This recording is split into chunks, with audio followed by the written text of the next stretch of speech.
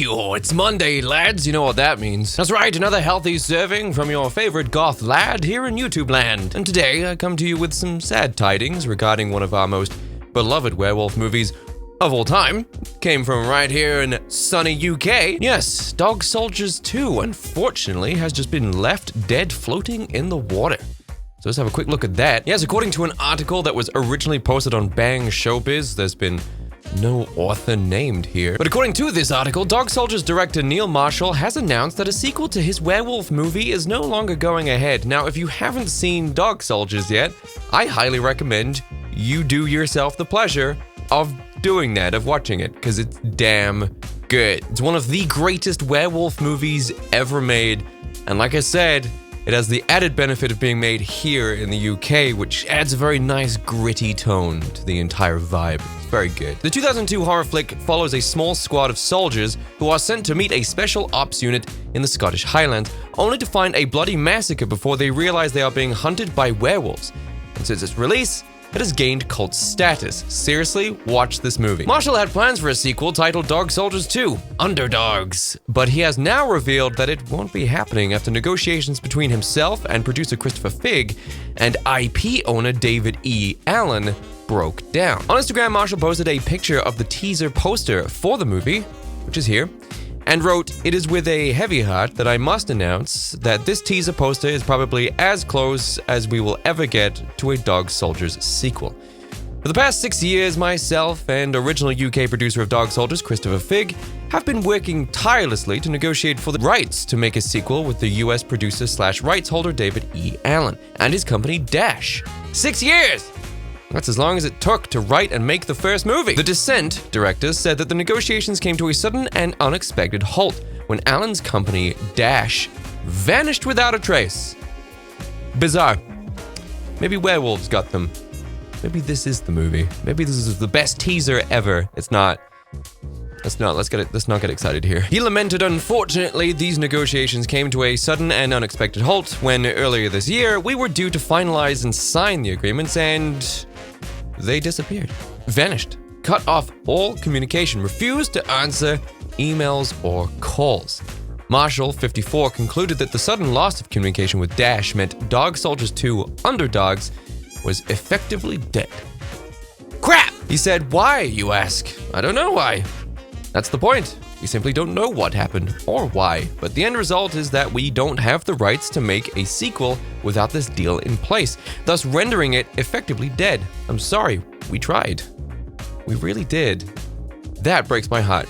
That last part breaks my damn heart. And in Chris Figg's case, spent a lot of money on legal fees doing so. We wanted this for you, all the countless fans who have asked for it. But in the end, perhaps it's just not meant to be. The original film was lightning in a bottle, and perhaps lightning doesn't, and in some cases, shouldn't strike twice. Wonderful analogy. Although Dog Soldiers 2 Underdogs is no longer in development, Marshall is working on other movies centered on lycanthropes, the werewolves of London. I mean, if we're going to talk about breaching copyright here, that might be a little bit too close. I certainly hope none of those werewolves are from America. Now, this was particularly upsetting news for me to wake up to because I loved the first Dog Soldiers movie. It was one of the first, honestly good, impactful horror movies to come out of the UK. It's British military services going up against werewolves in a house, and it's just great. The pacing's fantastic, the werewolf prosthetics are amazing, the costumes are amazing, all of the practical effects are so good. And the gore is fantastic as well. Now, I feel like we actually don't get that many werewolf-related movies and shows, considering how more difficult it is to actually create or recreate werewolves believably on screen. I mean, just look at Buffy. That was stupid. It's very costly and it's very difficult to do it practically, and your only other option is to do it digitally, which is very flippin' expensive. So that is upsetting news, but let's move on because I do have more werewolf-related stories to share with you. Werewolves! Here's a killer look at Frank Grillo's kicking ass under a supermoon. Or Grillo? I don't know what this guy's from. Tonight is a supermoon! Whatever you do, stay out of the moonlight and instead strap yourself in for an exclusive look at Stephen C. Miller's Werewolves. Without spoiling too much, the clip below gives you a closer look at the stakes at hand, all of which should be no match, of course, for the one and only Frank Grillo, or Grillo. I don't know if he's Spanish or not. Now, you are currently looking at the video clip in question. Werewolves claws into theaters December 6th. Fans and readers in LA, however, can catch an exclusive sneak preview on November 20th, featuring a Q&A with special guests Frank Grillo, Stephen C. Miller, and producer Miles Nestle. In Werewolves, a supermoon event triggers a latent gene in every human on the planet, turning anyone who entered the moonlight into a werewolf for that one night. Chaos ensued, and close to 1 billion people died. Now, a year later, the supermoon is back. Holy crap. It's global scale.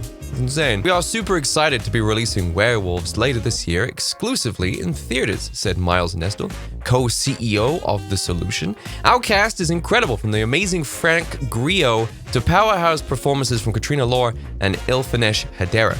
The use of practical werewolves designed and built by Alec Gillis and Tom Woodruff Jr., known from the Alien and Predator series, take the genre back to its roots in a fresh and exciting way. That very exciting. Now, I don't know about you guys, but preferably, I do like my werewolves to be practical as opposed to CG, though there is always an exception to that rule. Van Helsing did some of the best on-screen CG werewolves ever, and it hasn't been done as good since, though I do understand that it is divisive. I found them very good. I loved the werewolves in Van Helsing. In fact, I love everything about Van Helsing. In fact, I feel like enough times passed where we've all grown up and realized that that movie was great. Shut up. And here we have a hand-painted, I'm assuming, poster for the movie, like I said, in the theaters the 6th of December this year. I will be going to see this. Big werewolf fan. Hope to see you guys there as well. In other news, we do have our first image of Scarlett Johansson from Jurassic World Rebirth. And you're like, Jake, Jurassic Park's not a horror movie. It's not even a horror series. What are you talking about? Well, I'll tell you what I'm talking about. Read the book by Michael Crichton and try to sleep at night. Try it. It's horrifying. Now, I believe the last entry into the Jurassic World series was Dominion, which was so bad, I've not even seen it. But hopefully Jurassic World Rebirth will reignite the flames of the once very popular franchise, though let's not hold our breath. The next installment in the Jurassic World franchise is officially titled Jurassic World Rebirth, and Empire Online has exclusively shared the very first image this afternoon. Scarlett Johansson plays covert operations expert Zora Bennett in Jurassic World Rebirth, and you can check out the full image below for a sneak peek at her dino hunting adventure. Now, Universal will release Jurassic World Rebirth in theaters on July 2nd, 2025, so we do have some time yet. Of course, there's been no trailer, just an image. The studio previews this action-packed new chapter sees an intrepid team racing to secure DNA samples, again with the DNA, from the 3 most colossal creatures across the land, sea, and air. And here is the full official plot synopsis. 5 years after the events of Jurassic World Dominion, the planet's ecology has proven largely inhospitable to dinosaurs. Those remaining exist in isolated equatorial environments with climates resembling the one in which they once thrived.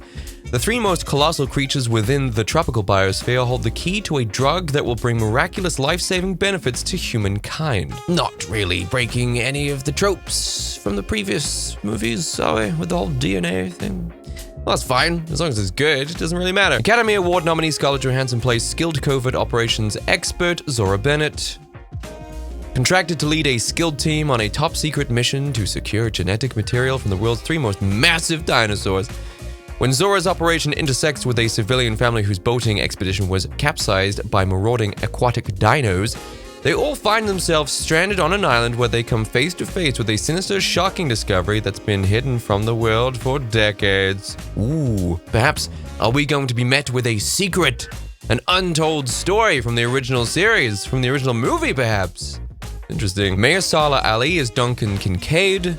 I love the name Kincaid. Zora's most trusted team leader, Emmy nominee and Olivia Award winner Jonathan Bailey, plays paleontologist Dr. Henry Loomis. Emmy nominee Rupert Friend appears as Big Pharma in Gen. It's the same company, different name, I'm assuming.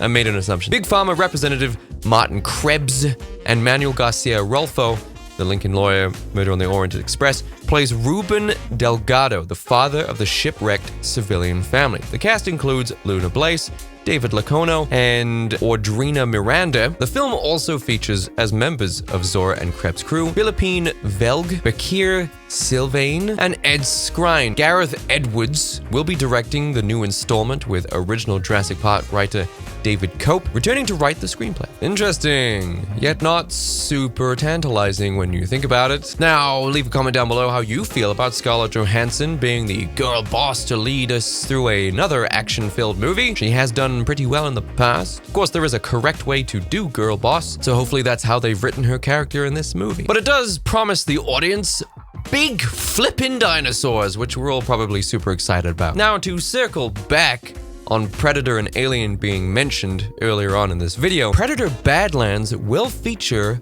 a Predator character as the protagonist we root for. It's amazing that John is saying this as if it's a new thing, because I was rooting for the Predator in Prey. She sucked. The Predator franchise will return to the big screen in November 2025. It's amazing that the Predator series is still going. I can still smell the stink of the last couple of movies they released for this franchise. We can't get enough.